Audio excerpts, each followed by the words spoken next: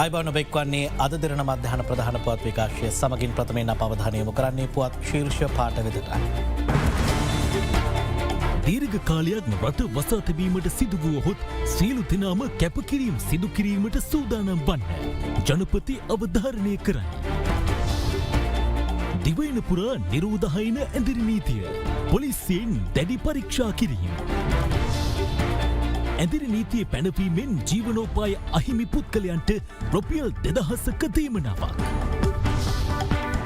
දෛනික වැඩිම කොවිඩ් මරණ ගණන 195ක්. ඊයේ වාර්තාවේ එන්නත් කරණය අකණ්ඩව. පාස්කු ප්‍රහාරයේ වින්දිතයන්ට යුක්තිය ඉල්ලා කළු කොඩි විරෝධයක්. කොවිඩ් වෛරසයට එරෙහිව ලොව පළමු වරට ඉන්දියාවෙන් DNA එන්නතක්.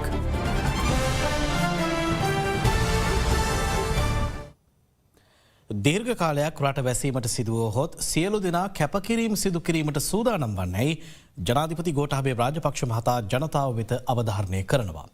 ජාතිය අමතමින් ඊයේ රාත්‍රියේ ජනාධිපතිවරයා මේ බව කියා සිටියා. සැප්තැම්බර් මාස 10 වනදා වන විට 100%කට දෙවන එන්නත දෙන්නට පුළුවන්. ඒ තත්ත්වයක් සමග රෝගීන්ගේ සංඛ්‍යාවත් මිය යන සංඛ්‍යාවත් අඩු වෙනවා ඇති. රට වසා දැමීම නිසා කොරෝනා පළමු රැල්ල කාලය නිදහසින් පසු මෙරට අඩුම ආර්ථික වර්ධනයක් පෙන්නුම් කළ කාලයක්. විශේෂයෙන්ම අපනයන ක්ෂේත්‍රයේ ඇඟලුම් කර්මාන්ත සඳහා ඇනුම් විශාල ප්‍රමාණයක් ලැබී තිබෙනවා. මේ ඇනවුම් අපට කලට වේලාවට ලබා දෙන්නට අපහසු වුණොත් විශාල විදේශ විනිමයක් අපට අහිමි වන්නට ඉඩ තිබෙනවා. සම්පූර්ණයෙන් රට වසා දැමීම තුලින් වන බලපෑම ජනතාව තේරුම් ගත යුතුයි. කොවිඩ් රෝගීන්ගේ පැතිරීම පාලනය කර ගැනීම සඳහා මේ මාස 30 වන සඳුදා උදෑසන 4 දක්වා රට වසා තැබීමට මා තීරණය කළා. මේ තත්ත්වය විවිධ මතධාරීන්, වෘත්තීය සමිති, වෛද්‍යවරුන්, අනිකුත් සෞඛ්‍ය නිලධාරීන් සහ රජය අතර ඇති එකිනෙකා පරයා යන තරගයක් හෝ ඝට්ටනයක් නොවේ. රජයක් හැටියට ගත යුතු සෑම පියවරක් නිසි ලෙස අපි අරගෙන තියෙනවා. ඔක්සිජන් සැපයීම, අතරමැදි ප්‍රතිකාර මධ්‍යස්ථාන සකස් කිරීම සහ එන්නත ලබා දීම වැනි රජයෙන් කළ හැකි සියලු දේ කරතා රෝගීන් මනා ලෙස කළමනාකරණය කිරීම වෛද්‍යවරුන්ගේ කාර්යභාරයක්. ඒ වගේම මෙතෙක් කල තම ජීවිත අවදානමද නොතකා වෛද්‍යවරු, හෙද හෙදියන් ඇතුළු අනිකුත් සියලුම සෞඛ්‍යංශ නිලධාරීන් කරන ලද සේවය මා ඉතාමත්ම අගය කොට සලකනවා. එමෙන්ම තම ජීවිතය පවා පූජා කළ සෞඛ්‍යංශවල සියලුම තරාතිරම්වල නිලධාරීන් මාගේ නොමද ගෞරවය පුද කරනවා.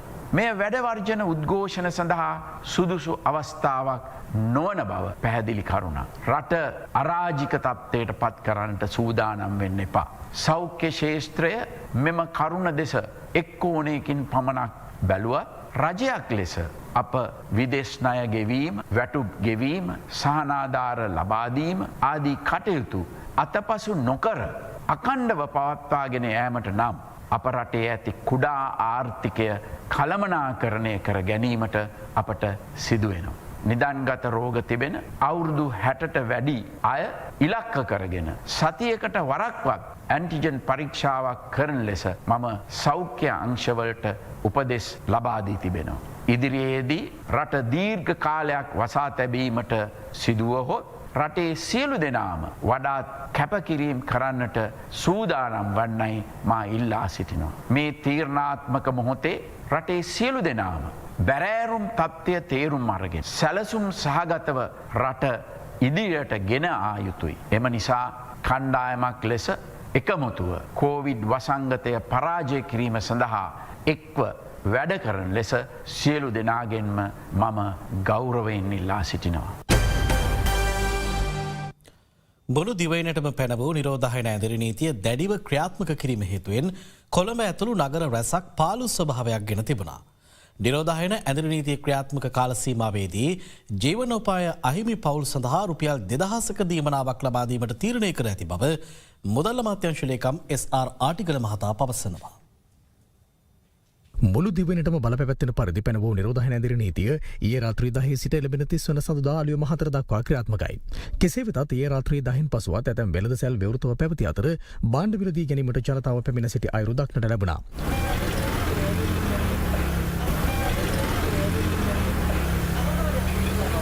ඇඳට නීතිය 10න් පස්සේ. ඔව් ඒක තමයි මොකද කරන්නේ? 10න් පස්සේ ඇඳට නීතිය දැන් 10ක් පැනලා. පොලිසියෙන් ඇල්ලුවා. පොලිසියෙන් ඇල්ලුවත් කරන්න දෙයක් නැහැ. සරකාර හෙටවත් තරම තිබුණ තමයි හොඳ ආද පොරේ පැටලලා නැහැ. දැන් අපි මේ අපදිකට බලාගෙනවා 10 ක විතර. හාල් නේ. සතසවරල කුණු හාල් තියෙන මනුස්සොන්ට කන්න පේ පුණක් වගේ හාල්. මහිත වෙලාවත් මදි විදිස්සලක් ගොඩක් කිව්වනම් ගොඩක් කරගන්න තිබුණා ඇත්තට. අන්දින්නේ දානු උගෝනා මිලාව නෙමෙයි දාන්නේ. ඒක දාන්න එපා මේක. හිටපු ගමන් දාපුවා මිනිස්සු මොනවද කරන්නේ? අද උදැසන කොළඹට ඇතුළු වන ප්‍රධාන පිවිසුම්වල රථවාහන පරීක්ෂා කිරීම සිදු කෙරෙනු අතර මාර්ගවල වාහන ගමනාගමනයේද පැවතියේ ඉතා අඩු මට්ටමකයි.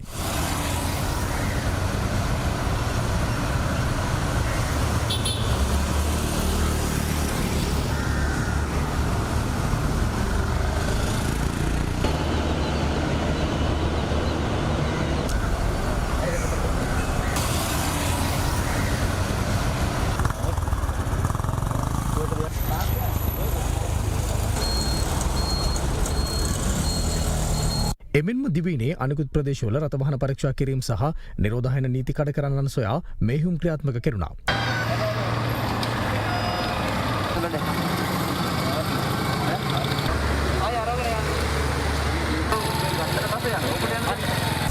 ඉතිගාමට අංගාල වැව්වා මාත්‍ය කොහෙන්ද අපි දෙන්නේ? කොහටද යන්නේ? කබුල්ලට. ආර්ථික මධ්‍යස්ථාන. පොලිස් මාධ්‍ය ප්‍රකාශක කාර්යාලය පැවසුවේ ගෙවුණු පැය 24 තුළ නිරෝධායන ඇදිරි නීතිය උල්ලංඝනය කිරීම සහ නිරෝධායන නීති කඩ කිරීම සම්බන්ධයෙන් පුද්ගලයන් 186ක් අත්අඩංගුවට ගෙන ඇති බවයි. පෑලියගොඩ මැනින් පොදු වෙළඳ සංකීර්ණය අද විවෘතව පැවතියත් එළවලු තොග මිලදී ගැනීමට අද එහි පැමිණ ඇත්තේ සුළු ව්‍යාපාරිකයන් පිරිසක්. අද දිනේදී කෝටි ගානක එළවලු මැනින් වෙළඳපොළට පැමිණිලා තිබෙනවා. නමුත් පාරිභෝගික ජනතාව අද තාමත් මේ වනතුරුත් වෙළඳපොළට පැමිණිලා නැහැ. පෑලියගොඩ මධ්‍යම මත්ස්‍ය වෙළඳ සංකීර්ණයද අද විවෘතව පවතිනවා. අද දිනත් පෙර පරිදිම තොග ව්‍යාපාර කටයුතු පටන් ගත උදෑසන නමුත් හෙට දින පොය නිමිත්තෙන් වසාද මොනවා ඊයින් පසු සමුදා සිට අයි බලාපොරොත්තු දිගට මේ වෙළඳසැල විවෘතව තබන්න විශේෂයෙන් මම ඉල්ලීමක් කරන ව්‍යාපාර මහතුරුන්ගේ තොග වෙළඳාම පමණයි සිද්ධ කරන්න. මේ අතර කටුකස්තර මැණික් කුඹුර වෙළඳ සංකීර්ණයට අද දුර පළාත්වලින් එළවලු රැගෙන විශාල ලොරි රථ ප්‍රමාණයක් පැමිණියද ඒවා අලෙවි කර ගැනීමට නොහැකි වී තිබෙනවා. ඒ ඇඳිරි නීතිය පැනවීමත් සමග එළවලු මිලදී ගැනීමට ව්‍යාපාරිකයන් නොපැමිණීම හේතුවෙන් කෝටි 4ක විතර එළවලු තොග රැඳිලා තිනවා. කො සංචාර සීමාවක් දාලා ගන්න කටේ බලපත්‍රය හරි දීලා මේ එළවලු ටික එළියට යන ක්‍රමවේදයක් හදන්න කියලා තමයි ඉල්ලීමක් කරන්නේ. දඹුල්ල විශේෂිත ආර්ථික මධ්‍යස්ථානයේද අද විවෘත කර තිබුණත් එළවලු මිලදී ගැනීමට පැමිණ සිටියේ සුළු වෙළඳුන් පිරිසක් පමණයි. පොඩි වෙළඳටියක් තමයි ඉන්නේ පොඩි ආල පාල දුර බැහැර එක වෙළඳෙක්වත් නැහැ. මේ අතර පිටකොටුව තොග වෙළඳාම සිදුවන ආකාරය නිරීක්ෂණය කිරීමට වෙළඳ අමාත්‍ය බන්දුරු ගුණවර්ධන මහතා අද උදෑසන එහි පැමිණියා. පිටකොටුවේ මේ තොග හුවමාරු මධ්‍යස්ථානය මේ අගළුදා තියෙන කාල පරිච්ඡේදය තුල අඛණ්ඩව විවෘත කර තියෙනවා. වරුවක් උදේ පාන්දර ඉඳන් දහවල් වනතෙක් විවෘතව තිබෙනවා. පොලිසිය කිසිවිටකත් අත්‍යවශ්‍ය භාණ්ඩ ප්‍රවාහනය කරන අයට පිටකොටුවට එන්න ඉඩ නොදෙන තත්ත්වයක් නිර්මාණය වෙන්නෙත් නැහැ. මේ අතර නිරෝධායන ඇදිරි නීතිය ක්‍රියාත්මක කාල සීමාවේදී ජීවනෝපාය අහිමි පවුල් සඳහා රුපියල් 2000ක දීමනාවක් ලබා දීමට තීරණය කර ඇති බව මුදල් අමාත්‍යාංශ ලේකම් SR ආටිගල මහතා පවසනවා. ඔහු වැඩිදුරටත් පැවසුවේ ඉදිරි සතියේදී අදාළ දීමනාව ලබා දීමට කටයුතු යොදමින් සිටින බවයි.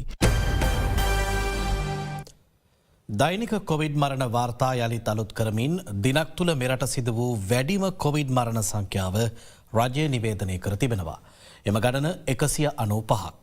මේ අතර නිරෝධායන ඇදිරි නීතිය ක්‍රියාත්මක වුවද එන්නත් කරන වැඩසටහන අඛණ්ඩව ක්‍රියාත්මක කිරීමට පියවරගෙන තිබෙනවා.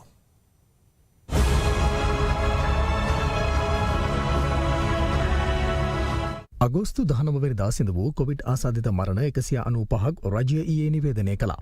දිනක් තුළ මෙරට සිදු වූ වැඩිම කොවිඩ් මරණ සංඛ්‍යාව මේ වන අතර ඒ අනුව සමස්ත කොවිඩ් මරණ සංඛ්‍යාව 6985ක් දක්වා ඉහළ ගොස් තිබෙනවා. අලුතින් වාර්තා කළ මරණ 195 අතරින් 151 දෙනෙකුම වයස අවුරුදු 60 ඉක්ම වූ පුද්ගලයන් වන අතර තවත් 43 දෙනෙකු අවුරුදු 30ත් 59ත් අතර වයස්වල පසු වූ අයයි.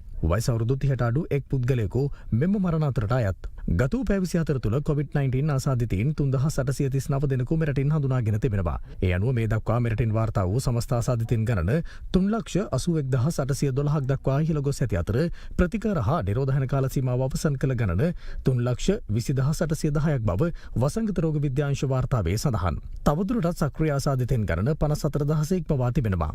ඔබ ඔබේ නිවසේ තුළ දුම්පානය කරන කෙනෙක් නම් මේ වහාම මේ දිනවල එක අත්හිටවන්ට ඕනේ නවත්තන්ට ඕනේ. මීට හේතුව ඔබට කොරෝනා රෝගී බවට පත්වීමට ඇති සම්භාවිතාවය ඔබ දුම් නොවරණ කෙනෙකුට වඩා 14 ගුණයක් වැඩි. ඒ වගේම තමයි ඔබ නිවසේ හෝ ඔබේ ප්‍රියතමයන් සමග දුම් පානය කරන තැනක සිටිනවා නම් ඔබට මේ කොරෝනා 19 වැළඳෙන්න තියෙන අවස්ථාවත් වැඩි. වැළඳුනොතින් සංකූලතා ඇති වෙලා මරණය පවා ඇතිවීමට තියෙන අවස්ථාවත් වැඩි. මේ එන්නත ගත්තත් එන්නත තුලින් තමන්ගේ ශරීරයේ ඇතිවෙන ප්‍රතිශක්තිකරණය බොහෝ විට අඩපණ කරනවා ඔබ දුම් උරන කෙනෙක් නම් මත්වතුර බොන කෙනෙක් නම්. කොවිඩ් මර්ධන එන්නත් කරන වැඩසටහන යටතේ ඊයේ දිනය තුල පුද්ගලයන් 2,21,546 දෙනෙකුට පළමු හා දෙවන මාත්‍රා ලබා දී ඇති බව වසංගත රෝග විද්‍යාංශ වාර්තාවේ සඳහන්. නිරෝධන ඇඳිරි නීතිය ක්‍රියාත්මක වූද එන්නත් කරන වැඩසටහන අඛණ්ඩව ක්‍රියාත්මක කිරීමට තීරණය කර තිබෙන අතර සෞඛ්‍ය අංශ උපදෙස් අනුව යුද හමුදාපතිවරයාගේ අධීක්ෂණය යටතේ එය සිදුවනවා. කොවිඩ් මර්ධන එන්නතේ දෙවනි මාත්‍රාව ලබා ගැනීමට බලාපොරොත්තු වන ජනතාවටද නිරෝධන ඇඳිරි නීතිය බලපැවැත්වෙන කාල සීමාව තුලද තමන්ට අදාළ ස්ථානයෙන් එම එන්නත් මාත්‍රාව ලබාගත හැකි බව යුද හමුදාපති ජනරාල් ශවේන්ද්‍ර සිල්වා මහතා සඳහන් කළා. මෙතෙක් පළමු මාත්‍රාව ලබා නොගත් වයස අවුරුදු 60ට වැඩි සහ බරපතල රෝගාබාධ සහිතව එක්තැන්ව සිටින පුද්ගලයන්ට නිවසටම ගොස් එන්නත ලබා දීම සඳහා ජංගම එන්නත් කරන වැඩසටහන ක්‍රියාත්මක කර තිබෙන අතර 1906 අංකය ඔස්සේ එම සේවාව ලබාගත හැකියි. මිරිහාන හා කැස්බෑව පොලිස් බල ප්‍රදේශවල යුද හමුදා වෛද්‍ය බලකාය මගින් ජංගම එන්නත් කරන වැඩසටහන් මෙලෙස ක්‍රියාත්මක කර තිබුණා. මේ දක්වා කොවිඩ් මර්ධන එන්නතක එක් මාත්‍රාවක් හෝ ලබාගෙන ඇති සමස්ත පුද්ගලයන් ගණන 1,20,73,373ක් බව වසංගත රෝග විද්‍යාංශ වාර්තාවේ දැක්වෙනවා. මාත්‍රා දෙකම ලබාගෙන ඇති පුද්ගලයන් සංඛ්‍යාව 55 ලක්ෂය ඉක්මවා තිබෙනවා. මේ අතර ලෝක සෞඛ්‍ය සංවිධානයේ මෙරට නියෝජිත ආචාර්ය අලාකා සිං මහත්මිය හා සෞඛ්‍ය අමාත්‍ය කෙහෙලි රඹුක්වැල්ල මහතා අතර හමුවක් ඊයේ පැවැත්වුණා.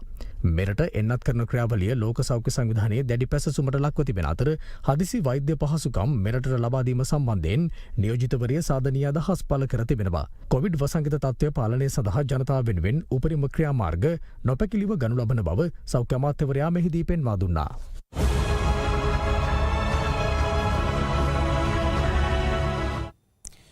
ඉන්දියාවේ නිෂ්පාදිත සයිකෝ ඩී නැමැති කොවිඩ් මර්ධන එන්නතක් එරට තුළ හදිසි භාවිතය සඳහා ඊයේ අනුමැතිය ලබා දුන්නා. ලොව පළමු DNA කොවිඩ් මර්ධන එන්නත මෙයවීම විශේෂත්වයක්. ඉන්දියාවේ සයිඩස් කැඩිලා ඖෂධ සමාගම විසින් නිෂ්පාදිත සයිකොව්-ඩී කොවිඩ් මර්ධන එන්නත හදිසි භාවිතයට ඉන්දිය සෞඛ්‍ය බලධාරීන් ඊයේ අනුමැතිය ලබා දුන්නා. මාත්‍රා 3කින් සමන්විත මේ එන්නත ඉන්දියාවේ දෙවන කොවිඩ් මර්ධන එන්නත වන අතර වයස අවුරුදු 12න් ඉහළ සියලු දෙනාට ලබා දිය හැකියි.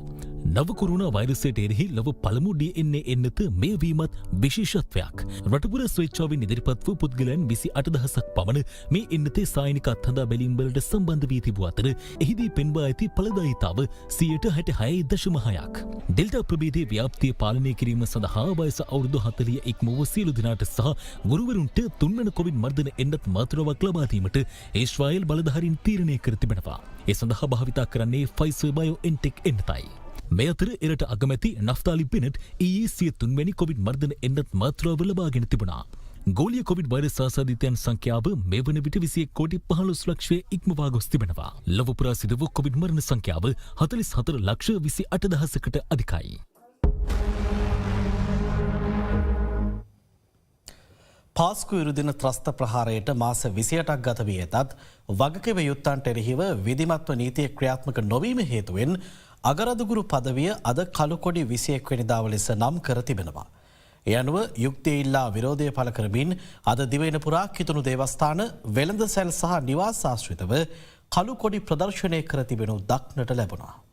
පාස්කු ඉරුදින ත්‍රස්ත ප්‍රහාරයට මාස 28ක කාලයක් ගතව ඇතත් මෙතෙක් විධිමත්ව නීතිය ක්‍රියාත්මක නොවීම හේතුවෙන් කොළඹ අගරදුගුරු පදවිය අද දිනය කළුකොඩි 21 වනදාව ලෙස නම් කරනු ලැබුවා. ඒ අනුව අගරදුගුරු අතියුතු මැල්කම් කාදිනල් රංචිත් හිමිපාණන් පසුගියදා නිවේදනය කළේ අද දිනය තුළ දිවයිනේ සියලුම නිවෙස්වල කළු කොඩියක් ප්‍රදර්ශනය කරන ලෙසයි. ඒ අනුව පාස්කු විරුදින ත්‍රස්ත ප්‍රහාරයේ ප්‍රධාන ඉලක්කයක් බවට පත් වූ කොච්චිකඩේ ශාන්තාන්තෝනි සිද්ධස්ථානයේ ඉදිරිපිට අද කළු කොඩි ප්‍රදර්ශනය කර තිබුණේ මෙලෙසින්.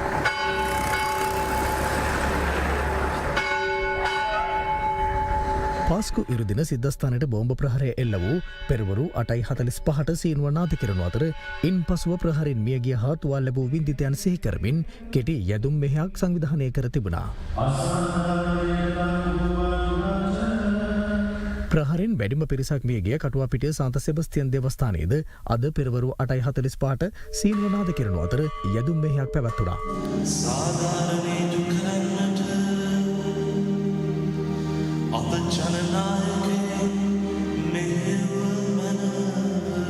යැදුම් මෙහෙ අවසානයේ කටුවාපිටිය ප්‍රදේශයේ ජනතාව සෞඛ්‍ය ආරක්ෂිත මාර්ගෝපදේශයන්ට අනුකූලව නිහඬ විරෝධතාවක නිරත වුණා. පාස්කිරු දින ත්‍රස්ත ප්‍රහාරයට යුක්තිය ඉල්ලා කළුකොඩි විරෝධතාවයට සමගාමීව දිවයින පුරා කිතුණු දේවස්ථානාශ්‍රිත කළුකොඩි ප්‍රදර්ශනය කර තිබුණා.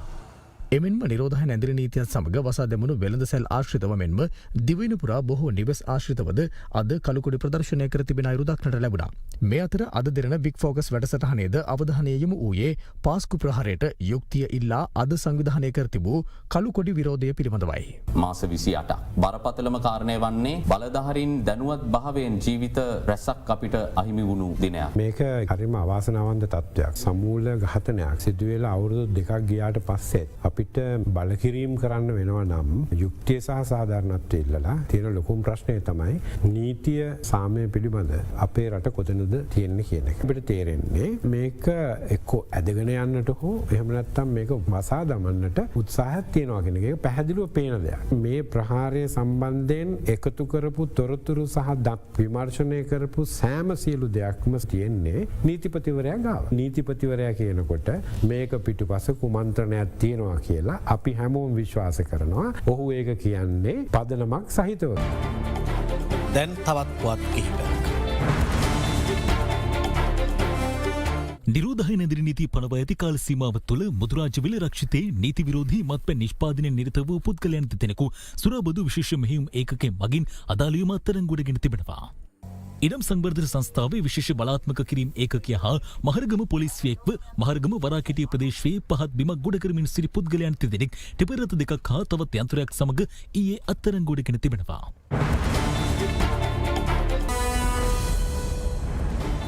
වයසවුරුදු 20න් පහළ ලෝකශෝරතා කනිෂ්ඨ මලල ක්‍රීඩා තරගාවලියේ කාන්තා මීටර් 200 ඉසව්වේ අවසන් තරගයට සහභාගී වීමේ අවස්ථාව ශ්‍රී ලංකාවේ මේධානි ජයමාන්නගෙන් ඊයේ ගිලිහී ගියා. ඒ පුවතත් සමගින් දැන් ස්පෝර්ට්ස් ඉන් බ්‍රීෆ් විශේෂාංගය. කෙන්යාවේ නයිරෝබි නුවර පැවැත්වෙන ලෝකශූරතා කනිෂ්ඨ මලල ක්‍රීඩා තරගාවලියේ ඊයේ පැවති කාන්තා මීටර 200 ඉසව්වේ අවසන් පූර්ව වටය තරග තුනකින් සමන්විත වූ අතර පළමු සහ දෙවන ස්ථාන ලබාගත් ක්‍රීඩිකාවන් අවසන් මහා තරගයට සුදුසුකම් ලබා ගත්තා. ඒ අනුව ඉසව්වේ පළමු අවසන් පූර්ව වටේ තරගය සඳහා සුදුසුකම් ලැබූ ශ්‍රී ලංකාවේ මේධානි ජයමාන්න එම ඉසව්වේ සිවන ස්ථානයේ දිනාගත්තේ තම පෞද්ගලික හොඳම දක්ෂතාව වාර්තා කරමින්. එහිදී ඇය තප්පර 23.95කින් කාලයක් වාර්තා කළ නමුත් එම කාලය අවසන් තරගය සඳහා සුදුසුකම් ලබා ගැනීමට ප්‍රමාණවත් වුණේ නැහැ. මේ අතර එම තරගාවලියේ කාන්තා මීටර 800 අවසන් පූර්ව වටේ දෙවන තරගය සඳහා ශ්‍රී ලංකාවේ තරුෂි කරුණාරත්න සහභාගී වුණා. එහිදී විනාඩි 2 තප්පර 17.82ක කාලයක් වාර්තා කරමින් ඇය තරගයේ 8 වන ස්ථානයට පත් වූ අතර ඇයටද එම ඉසව්වේ අවසන් තරගය සඳහා සුදුසුකම් ලබා ගැනීමට නොහැකි වී ගියා. දුෂ්කර පළාත්වල පාසල් දරුවන්ට ඩේටා ශිෂ්‍යත්ව පිරිනමන මනුසත් දෙරණ ඩයලොග් නැනදිරි ඩේටා ශිෂ්‍යත්ව වැඩසටහනේ 55 වැනි දිනය අදයි. එය අද ක්‍රියාත්මක කෙරුණේ අනුරාධපුර සහ ත්‍රිකුණාමලය දිස්ත්‍රික්කවල පාසල් දරුවන් වෙනුවෙන්. ඔන්ලයින් අධ්‍යාපනය ලැබීමේ අපහසුතාවෙන් පසුවන දුෂ්කර පළාත්වල පාසල් දරුවන්ට ශක්තියක් වීමේ මනුසත්තරණ ඩයිලොග් නැනදිරි ඩේටා ශිෂ්‍යත්ව වැඩසටහනේ 55 වැනි දිනය අදයි. වැඩසටහන යටතේ අනුරාධපුර වන්නි පළුගොල්ලෑව ධර්ම ප්‍රදීප විද්‍යාලයේ දරුවන් වෙත ඩේටා ශිෂ්‍යත්ව පිරිනැමීම පසුගියදා මෙලෙස සිදු කෙරුණා. අපේ දරුවන්ගේ දෙමාපියන් මාස් කන්නේ සඳහා අවුරුද්දකට එක සැරයක් තමයි ගොවිතැන් කරන්නේ. ඒ ලබන අස්වැන්නෙන් තමයි අවුරුද්ද පුරාම ජීවත් වෙන්නේ. ඉතින් ඩේටා ශිෂ්‍යත්ව ලබා දීමට මනුසද්දරණ වැඩසටහනට සහ ඩයලොග් ආයතනයට හදපිරි ස්තුතිය පුද කරනවා. එමෙන්ම මූතුර් නජීබ් අබ්දුල් මජීද් විද්‍යාලයේ දරුවන්ටත් සිය ඉගෙනුම් කාර්යයන් සඳහා මාසකට ගිගාබයිට් 10 බැගින් මාස 3ක කාලයක් සඳහා ඩේටා ශිෂ්‍යත්ව ප්‍රදානය කෙරුණා. මනුසත්තරණ සහ ඩයලොග් ආයතනය ඒකාබද්ධව නැනතිරි ඩේටා ශිෂ්‍යත්ව වැඩසටහන මගින් දුෂ්කර පළාත්වල දරුවන් වෙත ඩේටා ශිෂ්‍යත්ව ලක්ෂයක් පිරිනැමීමට නියමිතයි. මදහන පත් විකාශය නිමාවට පත් සුබ දවසක්.